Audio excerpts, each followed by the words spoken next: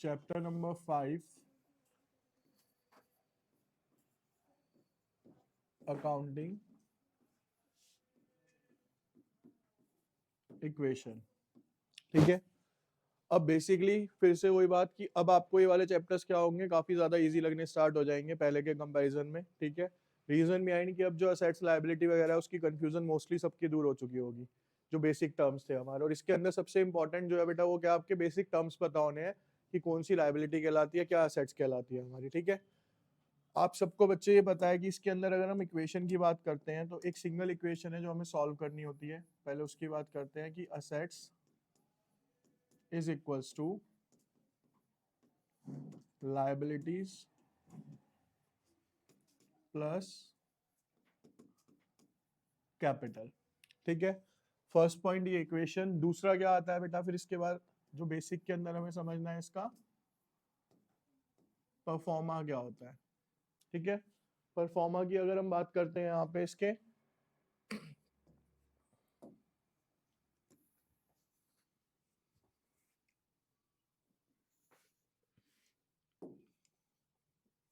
ये आपका यहाँ पे आएगा पहले सीरियल नंबर, पर्टिकुलर, या फिर कुछ स्कूल्स के अंदर यहाँ पे लिखवाया गया है ट्रांजैक्शंस। उसके बाद यहाँ पे assets is equals to liability plus capital. ठीक है, ये क्या होती है बच्चे हमारी यहाँ पे एक इक्वेशन के लिए फॉर्मेट बनता है। अब इसके अंदर देखो कुछ जो मेजर तरीके की एंट्रीज आपकी आ सकती हैं वो पहले हम पुट करते हैं, बेसिक से लेके स्टार्ट करते हैं। ठीक है, जो कॉमनली यूज होने वाली एंट्रीज होती हैं इसके अंदर। मैं एंट्रीज राइट हैंड पे लिख रहा हूँ, उसको ना यहाँ पे पुट करता जाऊंगा बिना फॉर्मेट के ही। ठीक है, देख लेना कि असेट्स लायबिलिटी में कैसे कैसे आ रही है। जैसे एंट्री की बात करते हैं तो भाई सबसे पहली बात इस चैप्टर का जो हमें समझना है कि इसमें जो आपके मार्क्स होंगे वो मिलेंगे आपको कैसे, एंट्री वाइज। मार्क्स कैसे मिलेंगे बेटा, एंट्री वाइज का मतलब होता है अगर 5 एंट्री आई हैं आपकी, 3 ठीक है तो 3 मिलेंगे, 2 ठीक है तो 2 मिलेंगे, मतलब पूरे मार्क्स इसमें नहीं कटेंगे आपके। जितनी एंट्री आप ठीक करोगे तो बेसिकली आप जितने भी बच्चे बैठे हो उसमें इस क्वेश्चन के अंदर श्योरिटी के साथ 1 मार्क्स आप सबका पक्का है, क्योंकि पहली एंट्री आएगी स्टार्टेड बिजनेस विद, है ना, तो सबका 1 मार्क्स तो पक्का है ही हमारा यहाँ पे। तो पहली एंट्री होती है जी हमारी यहाँ पे क्या, स्टार्टेड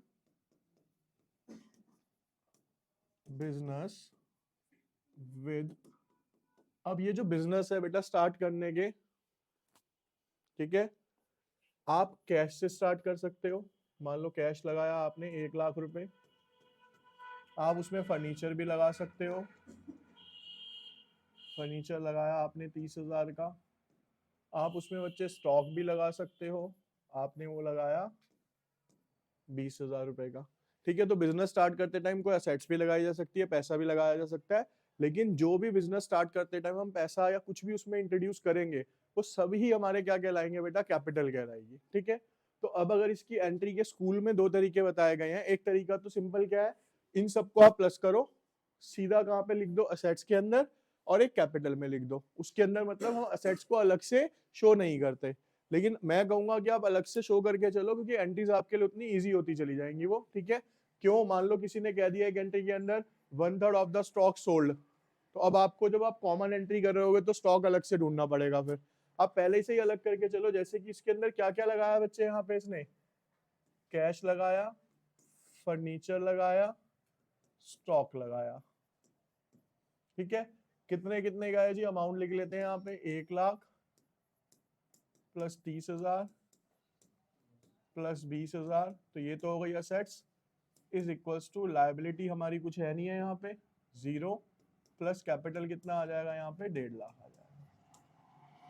ठीक है, पहली एंट्री कंप्लीट हो गई हमारी। अब इसके बाद अगर हम सेकेंड एंट्री की बात करें बच्चे यहाँ, ठीक, सेकेंड एंट्री है बेटा हमारी यहाँ पे, कोई भी एक बेसिक एंट्री लेता हूं अभी मैं। मान लो हमने क्या करा बेटा यहाँ पे, गुड्स परचेज्ड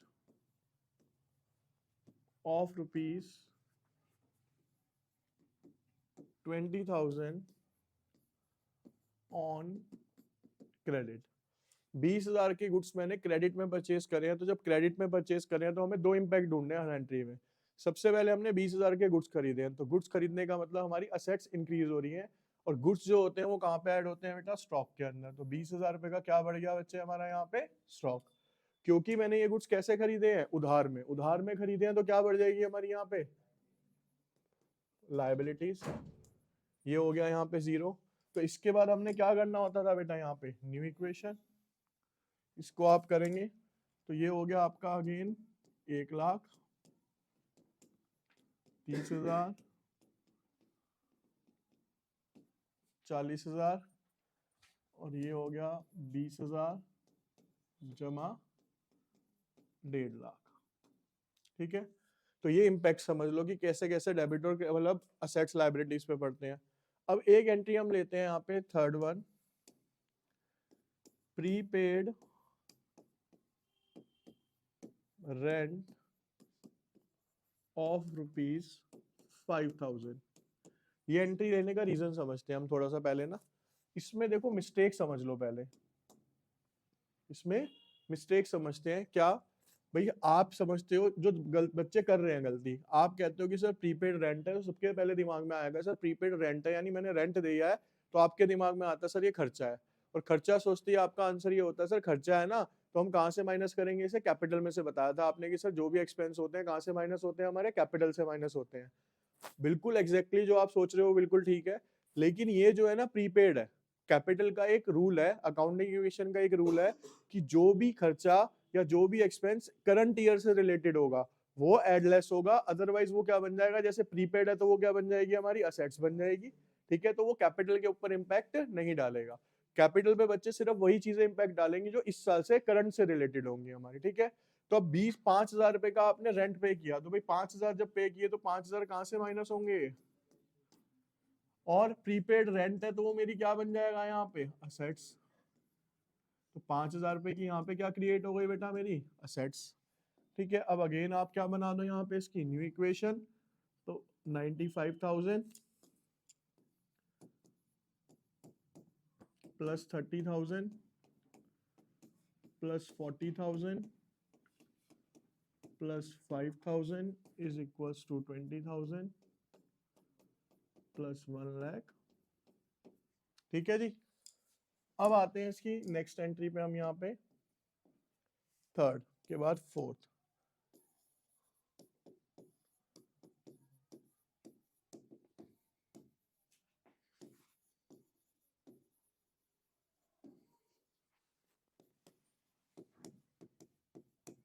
अब यहाँ पे भी वही गलती है जो आप ऊपर वाली एंट्री में करते हो, क्या वो समझ लो आप पहले।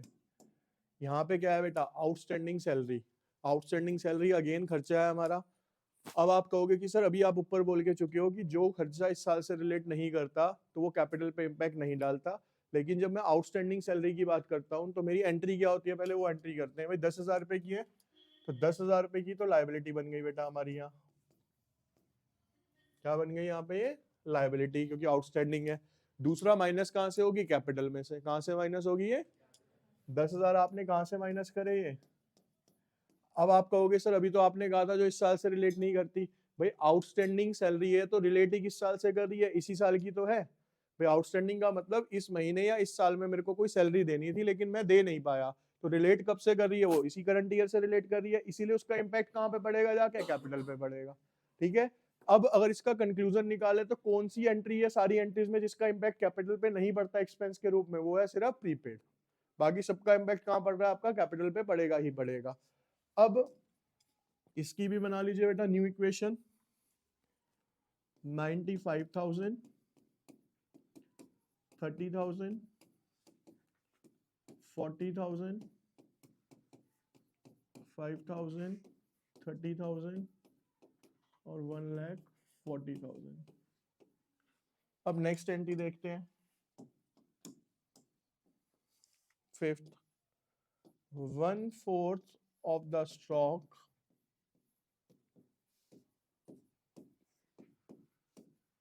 sold at a profit of 10,000। मैंने जो टोटल स्टॉक है बच्चे मेरे पास, उसका 1/4 पार्ट कितने में बेच दिया, यहाँ पे 10,000 के प्रॉफिट पे बेच दिया। तो पहले तो मेरे को यहाँ पे स्टॉक देखना है, ये रहा स्टॉक, कितने का है बेटा वो, तो 40,000 का स्टॉक है हमारे पास, उसका 1/4 कितना हो गया, 10,000। ठीक है, इस 10,000 के स्टॉक को मैंने 10,000 प्रॉफिट पे बेचा, तो कितने में बेचा मैंने इसे, 20,000 रुपए में बेचा।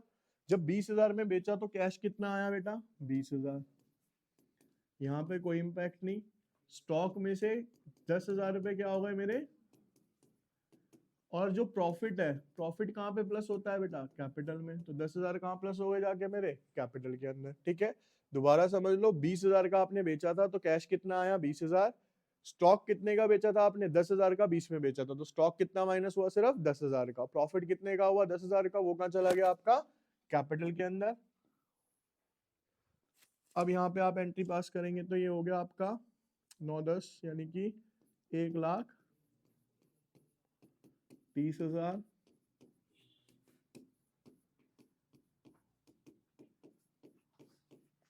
5,000, 30,000, और यहाँ पे आ गया ये 1.5 लाख। ठीक है, तो बेसिक अगर इसमें देखोगे, एक एंट्री और जो आपको थोड़ी सी दिक्कत देती है,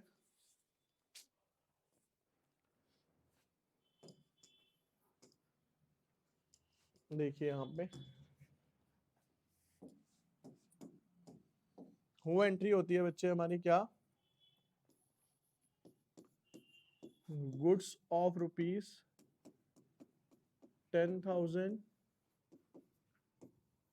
purchase in cash and 5,000 on credit. तो 10,000 का गुड्स आपने कैश में खरीदा, 5,000 का आपने उधार में खरीदा, टोटल गुड्स कितने का खरीदा जी हमने, 15,000 का। कितने का खरीदा, तो 15,000 आपके कहाँ पे ऐड हो जाएंगे, स्टॉक के अंदर। और खरीदा कैश में कितने का खरीदा था, 10,000, तो मेरे पास से कैश कितना जाएगा बेटा, सिर्फ 10,000 रुपए का। और 5,000 का कैसे खरीदा है मैंने, उधार में, तो उधार में खरीदा है तो मेरी क्या बढ़ गई यहाँ पे, लायबिलिटी, तो लायबिलिटी में 5,000 आ जाएंगे, बाकी सब में कोई चेंज होगा नहीं।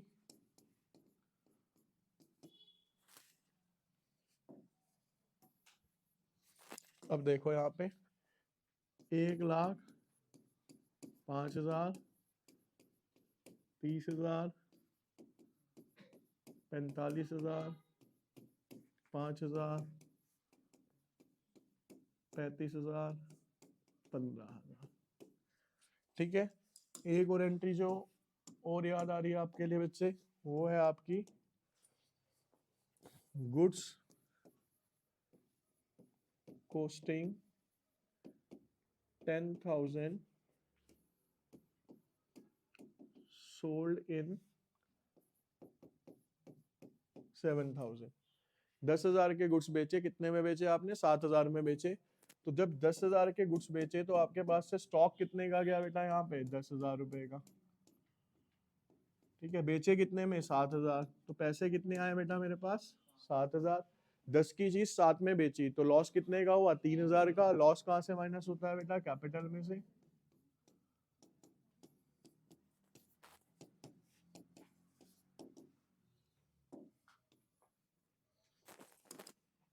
ये हो गया आपका 1,12,000,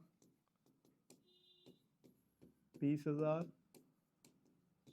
35,000, 5,000, 35,000, और ये हो गया आपका 12,000। ठीक है, कौन सा वाला बच्चे,